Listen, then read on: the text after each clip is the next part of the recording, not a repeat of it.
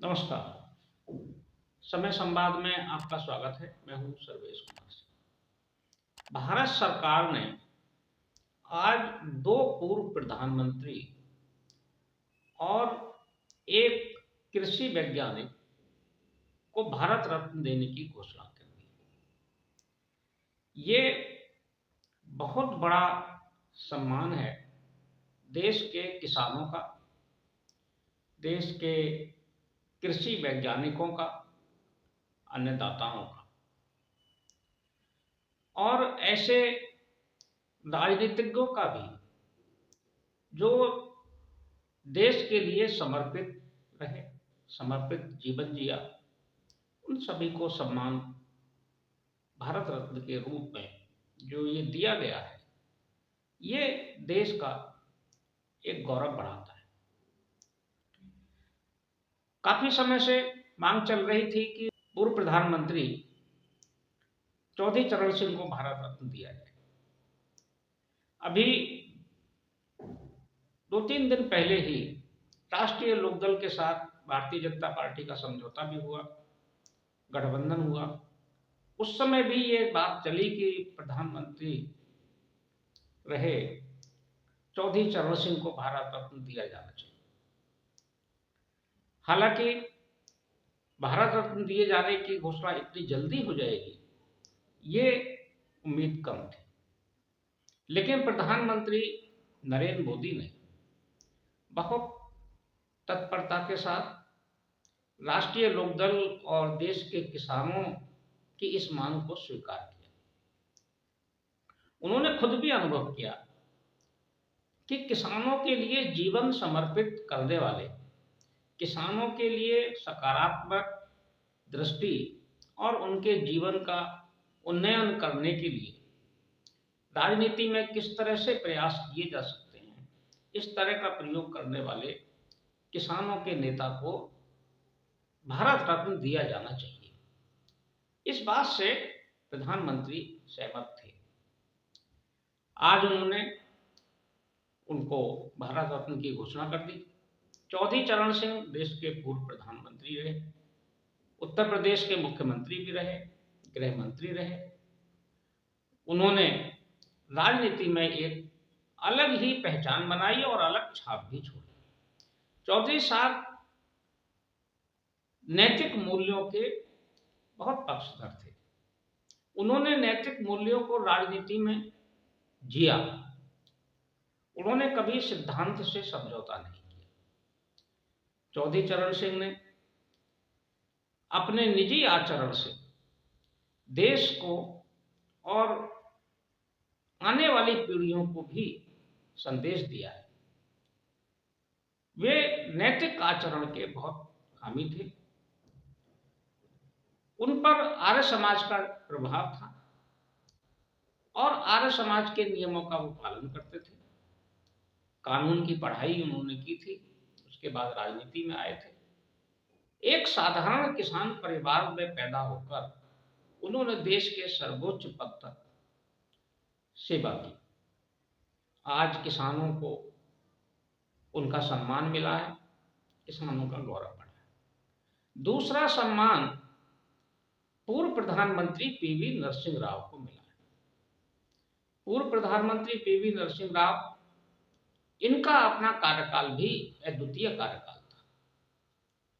PV Narasimha Rao बहुभाषी थे, अनेक भाषाओं का ज्ञान था, बहुत विद्वान थे।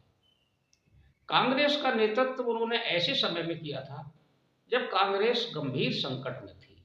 तब वो कांग्रेस के अध्यक्ष भी रहे, प्रधानमंत्री भी रहे और उन्होंने विपरीत परिस्थितियों में कांग्रेस को नेतृत्व प्रदान करके देश का भी नेतृत्व किया। उन्होंने कांग्रेस का भी नेतृत्व किया। एक अमूल्य योगदान भारतीय राजनीति में उन्होंने दिया। हालांकि पीवी नरसिंह राव कभी कांग्रेस ने खुद सम्मान नहीं दिया। कांग्रेस उनके कार्यकाल को बहुत अच्छी तरह से नहीं देखती है, क्योंकि 1992 में अयोध्या में विवादित ढांचा 6 दिसंबर 1992 को जब ढाया गया तो पीवी नरसिंह राव प्रधानमंत्री थे और कांग्रेस ने इसके लिए उन्हें जिम्मेदार माना। इसलिए कभी भी उनके साथ कांग्रेस ने न्याय नहीं किया। उनको जीवन भर जीते जी सम्मान नहीं मिला, उनको उनके निधन के बाद भी सम्मान नहीं मिला। उनके शव को कांग्रेस के मुख्यालय तक पर नहीं ले जाने दिया गया। लेकिन आज प्रधानमंत्री नरेंद्र मोदी ने, आज की जो केंद्र सरकार है एनडीए की, उसने पीवी नरसिंह राव का सम्मान किया है, उन्हें भारत रत्न प्रदान किया है, उनकी स्मृतियों का सम्मान किया है, उनके योगदान का सम्मान किया है। तीसरा सम्मान कृषि के क्षेत्र में अमूल्य योगदान करने वाले एक वैज्ञानिक को दिया गया। ये वैज्ञानिक हैं एमएस स्वामीनाथन। एमएस स्वामीनाथन देश में हरित क्रांति के जनक के रूप में जाने जाते हैं। देश में जिस समय खाद्यान्न का गंभीर संकट था, तब उन्होंने हरित क्रांति को जन्म दिया। देश का उत्पादन बढ़ा, उपज बढ़ी, देश में खाद्यान्न बढ़ा, इसलिए उन्हें याद किया जाता है। एमएस स्वामीनाथन ने ही वो फार्मूला भी दिया था एमएसपी का, जिसकी चर्चा होती है। एमएस स्वामीनाथन कृषि आयोग के, किसान आयोग के अध्यक्ष भी रहे थे। उन्होंने किसानों को लागत का 2 गुना मूल्य दिए जाने का जो एमएसपी का फार्मूला दिया, वो आज भी प्रभावी है और आज भी मांग होती है कि वो फार्मूला पूरी तरह से लागू किया जाए। एमएस स्वामीनाथन को भारत रत्न देकर सरकार ने भारत के तमाम कृषि वैज्ञानिकों का और किसानों का सम्मान किया। ये बहुत बड़ी उपलब्धि है। इससे कृषि वैज्ञानिकों के आत्मविश्वास में, उत्साह में और उनके योगदान में भी वृद्धि होगी। तीनों सम्मान ऐसे समय में दिए गए हैं जब देश में कई तरह की बहस चल रही है। राजनीतिक बहस भी चल रही है, विकास को लेकर बहस चल रही है। ऐसे समय में तीनों महान विभूतियों को उनके निधन के उपरांत ये सम्मान दिया गया है।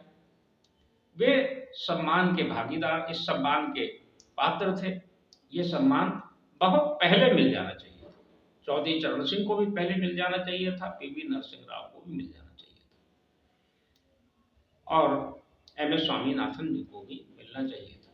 लेकिन अब इस सरकार ने ये निर्णय लिया है तो इसका स्वागत किया जाना चाहिए। सरकार का निर्णय स्वागत योग्य है। उनकी योगदान को, उनकी स्मृतियों को सरकार ने याद किया, ये बहुत महत्वपूर्ण है। इसके दूरगामी परिणाम। पीवी नरसिंह राव को जो सम्मान मिला है, उसका स्वागत कांग्रेस को भी करना चाहिए। हालांकि अभी तक कांग्रेस की तरफ से कोई ऐसा स्वागत का ट्वीट नहीं आया है।